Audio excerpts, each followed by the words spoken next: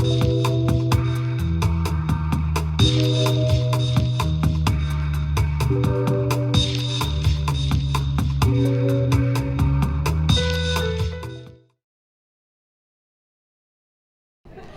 thank you. That's a great question, and I'm just so happy to be here today at this city and state conference. It's just wonderful.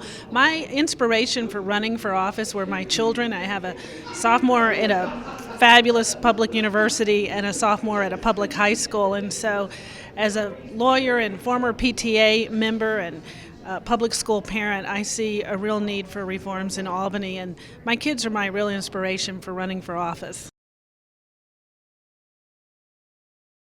Well, I listened to the voters on the street, and they were ready for change, and they were ready for reforms in Albany. The incumbent chose not to run again, and so it was a crowded field. I was the only woman in the race in the primary, and just felt very, very passionate about the issues that are important to the voters in the district. A woman has never held this seat. New York ranks 33rd in the nation on the amount of women in the state assembly, and it's such an honor and a pleasure to go to Albany and just be a voice and a fighter for the issues for the residents of this district. And it is the Upper East Side of Manhattan and all of Roosevelt Island. Ann Richards from Texas was my mentor, along with Sarah Weddington, who was the Roe v. Wade attorney. I was a delegate to the National Democratic Convention from Texas in 1984, had worked for Senator Lloyd Bentsen in Washington, D.C., and had previously been the executive director of the Texas Women's Political Caucus. So just admired Governor Richards so much, got to know her when she was state treasurer, running for governor of Texas, worked on her campaign, and was really mentored by her. And that was my first real introduction to politics. And how do you make that move from Texas to New York? What brought you here?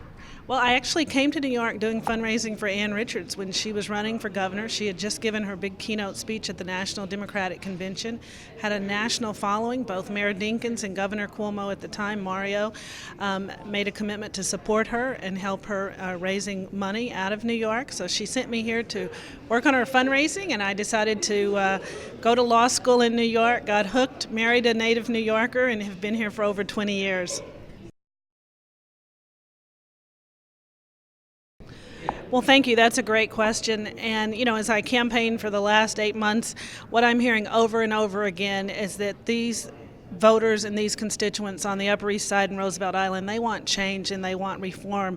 And I'm particularly passionate about the Women's Equality Bill, having spent a lifetime working for women's rights. I chair the board of the Feminist Press, which is the oldest feminist book publisher in existence. And so certainly seeing the Women's Equality Bill, all 10 points of it passed, is something that I'm very passionate about. As you know, the primary, I ran against 3 very well-financed men, self-financed, and so campaign finance is something that I would love to see passed in Albany this session.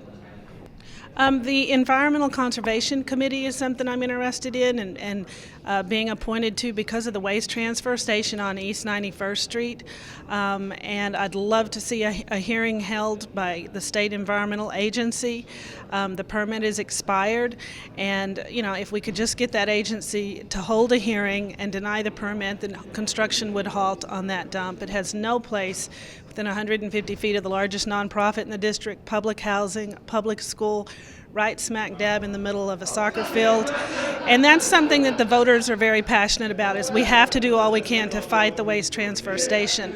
Also, public education would really fight to be appointed to that committee. They have an excellent chairwoman, Kathy Nolan, from Long Island City, and would just feel so honored to be a part of that committee as a PTA parent, having had one child and currently a child in public school.